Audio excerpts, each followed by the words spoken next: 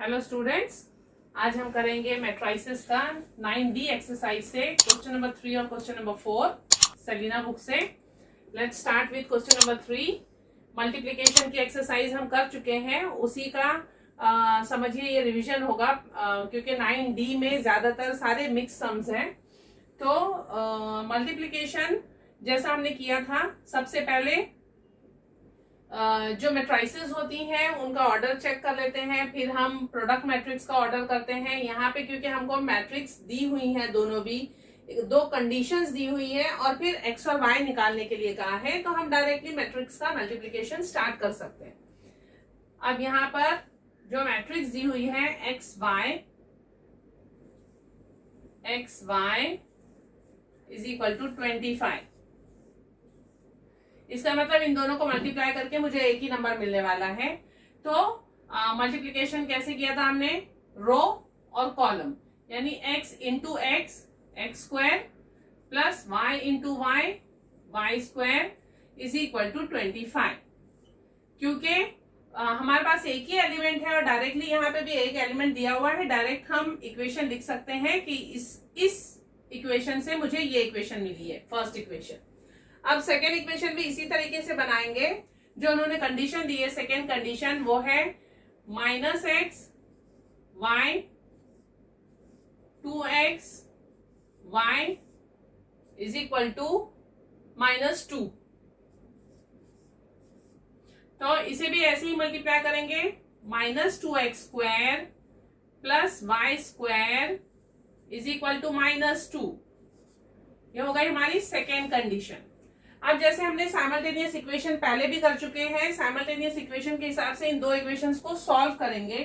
तो उसके लिए मेरे पास सिंपल तरीका ये होगा, क्योंकि यहाँ 2x स्क्वायर है, यहाँ x स्क्वायर है, जबकि यहाँ y स्क्वायर है और यहाँ पे भी y स्क्वायर है। तो मैं एलिमिनेशन मेथड यूज करूंगी। y स्क्वायर यहाँ पे से मुझे मिलेगा 25 माइनस एक्स स्क्वायर, जिसको मैं इस इक्वेशन में सब्सटीट्यूट करूंगी। तो substituting in equation 2, y square की जगह मैं ये लिखूंगी इन इक्वेशन 2। तो मेरी इक्वेशन 2 हो जाएगी -2x square plus y square की जगह पे मैं लिखूंगी ये 25 minus x square is equal to -2। I hope ये स्टेप समझ में आ गई आप लोगों को। इक्वेशन 2 जो हमने यहाँ पे y स्क्वायर लिया है, उसे इक्वेशन 2 में हम सब्सटीट्यूट कर रहे हैं। तो -2x square minus x square बन जाएगा -3x square plus 25 is equal to -2। अब -3x स्क्वायर यहाँ ले आऊंगी ताकि वो प्लस हो जाए, तो 3x square is equal to -2 इस साइड आके प्लस होगा, that will become 25 plus 2 that is 27।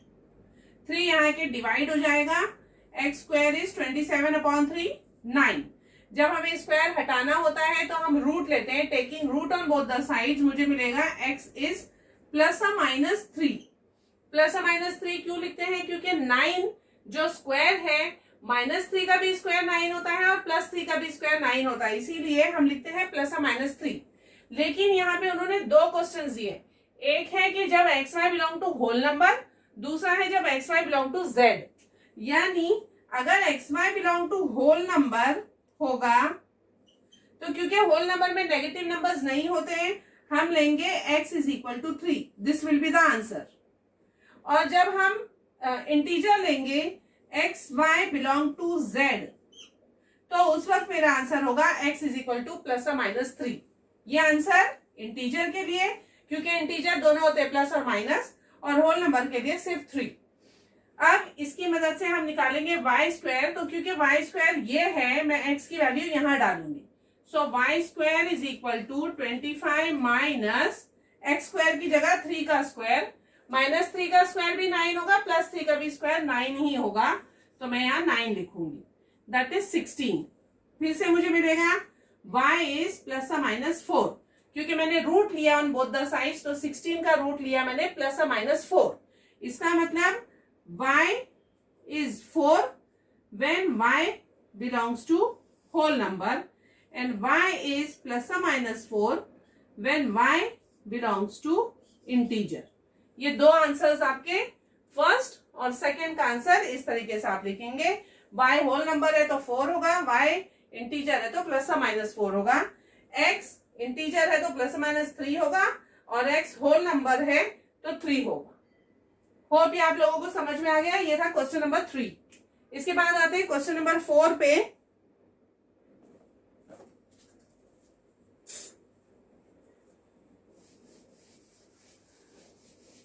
Question number 4 में हमने, आपको याद होगा लास्ट वीडियो में ऑर्डर ऑफ मैट्रिक्स एम निकाला था कि जब हम प्रोडक्ट मैट्रिक्स हमें दिया हुआ होता है तो बीच की मैट्रिक्स का ऑर्डर कैसे निकालते हैं। सेम वैसा ही क्वेश्चन है, डेटेड क्वेश्चन है, 2012 में आया था, इसीलिए मैंने ये क्वेश्चन लिया है।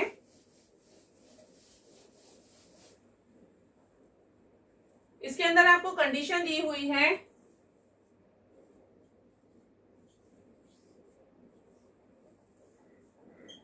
एक्स मैट्रिक्स आपको निकालना है और कंडीशन ये दी हुई है। अब एक्स के लिए सबसे पहले मुझे ऑर्डर निकालना होगा, तो इस मैट्रिक्स का ऑर्डर जो है वो है 2/2। इसका ऑर्डर मुझे पता नहीं है, मैं लिखूंगी x is a into b और इसका ऑर्डर जो है 2/1। तो अब आपको मैंने कहा था कि आप कलर पेंसिल से मार्क करिए, वही सेम मार्किंग यहाँ पे करिए कि ये नंबर और ये नंबर सेम होते, यहाँ का सेकेंड नंबर यहाँ का फर्स्ट नंबर सेम होते। जो फर्स्ट मैट्रिक्स होती है उसका नंबर ऑफ रोज और जो लास्ट मैट्रिक्स होती है प्रोडक्ट मैट्रिक्स उसका भी नंबर ऑफ रोज सेम होता है और बचा नंबर ऑफ कॉलम्स। तो सेकेंड मैट्रिक्स का नंबर ऑफ कॉलम और प्रोडक्ट मैट्रिक्स का नंबर ऑफ कॉलम ये भी सेम होता है। तो आप इस तरीके से अगर मार्किंग कर लेते हैं तो आपको पता चल जाएगा कौन सा नंबर किसके इक्वल है। तो ए मेरा आ गया 2 के बराबर, a is 2 और b मेरा आ गया 1 के बराबर, b is 1। तो इस ऑर्डर पे हम एक्स मैट्रिक्स डिसाइड करेंगे, यानी एक्स का ऑर्डर हो गया, क्योंकि मेरा पहला क्वेश्चन ये ऑर्डर ऑफ मैट्रिक्स एक्स। तो आंसर 1 मेरा क्या होगा, order of matrix x is 2/1, a by b यानी 2/1। अब हम हमारा क्वेश्चन करेंगे। क्वेश्चन में हम x जो मैट्रिक्स है उसको ले लेंगे a b. Let x is equal to a b, क्योंकि 2/1 है, 2 रोज 1 कॉलम, तो ये रही 2 रोज 1 ही कॉलम। तो अब हम लिखते हैं यहाँ पे x की जगह ए बी 7 6। फिर से हम वही मल्टीप्लीकेशन करेंगे, फर्स्ट रो फर्स्ट कॉलम, तो 2 into a 2a plus 1 into b b, क्योंकि इस तरीके का मैट्रिक्स है। अब सेकेंड एलिमेंट में इसके नीचे लिखूंगी -3 into a -3a, 4 into b 4b, this is equal to 7 6। Same वही तरीके से जैसे हमने पिछली दफा किया था, 2 साइमल्टेनियस इक्वेशन सॉल्व करेंगे। पहले लिखूंगी 2a plus b is 7 -3a plus 4b is 6। अब यहाँ पे क्योंकि 4b और ये 1b है तो ये इन दोनों को इक्वेट करना ज्यादा इजी होगा, क्योंकि b को मैं मल्टीप्लाई बाय 4 करूंगी तो 4b मुझे मिल जाएगा। इसीलिए हम क्या करेंगे, ये लेते हैं इक्वेशन 1, ये इक्वेशन 2, इक्वेशन 1 को हम मल्टीप्लाई करेंगे 4 से, तो मुझे मिलेगी इक्वेशन 3।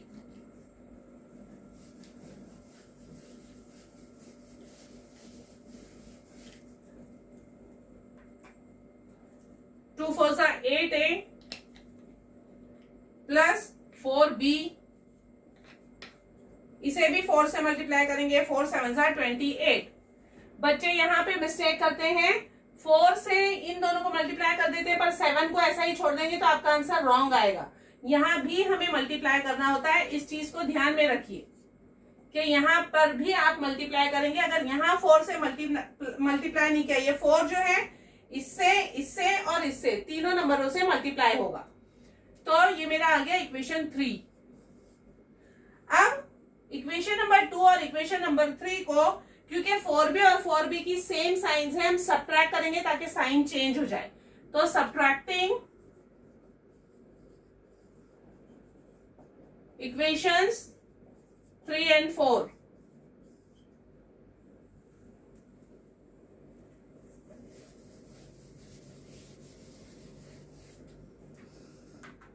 सब्ट्रैक्ट करने के लिए एक के नीचे एक लिखेंगे। पहले मैं ये लिख रही हूं, -3a + 4b is 6, equation 2, sorry यहां पे 2 आएगा, 2 and 3। यहाँ इक्वेशन 2 है और इक्वेशन 3, उन दोनों को सब्ट्रैक्ट कर रहे हैं हम। इक्वेशन 2 ये लिखी, इक्वेशन 3 ये है 8a + 4b = 28। इक्वेशन नंबर 2 और इक्वेशन नंबर 3 यूज किया है, दोनों को सब्ट्रैक्ट कर रहे हैं। सब्ट्रैक्शन के वक्त नीचे वाली इक्वेशन की सारी साइंस चेंज करेंगे। तो ये हो जाएगा माइनस, ये प्लस भी हट के माइनस, ये भी हो जाएगा माइनस, माइनस माइनस प्लस, 3 + 8 11 होता है। Sign of greater number minus, ये तो कैंसिल हो जाएगा क्योंकि प्लस माइनस 0, 4b - 4b 0। 6 - 28 = 22 और माइनस की साइन। अब -11 आके डिवाइड करेगा तो प्लस में आंसर आएगा, क्योंकि माइनस माइनस प्लस होता है। 11 × 2 = 22, तो a की वैल्यू मुझे मिल गई 2। अब इक्वेशन नंबर 1, 2 या 3 किसी में भी मैं a की वैल्यू डालूंगी और b निकालूंगी। तो क्योंकि 1 जो है वो ज्यादा सिंपल है, छोटे टर्म्स हैं, हम इसमें डाल देते हैं। सब्स्टिट्यूटिंग इन इक्वेशन 1 मुझे मिलेगा 2 × a की जगह पे 2 + b = 7, 2 × 2 = 4, b = 7 - 4। तो b क्या आ जाएगा 3। ये आपका आंसर है। a is 2, b is 3। Answer x is, क्योंकि a b लिखा था, a is 2, b is 3। तो ये मैट्रिक्स जो है हमारा फाइनल आंसर है। Hope you understood this question. Thank you.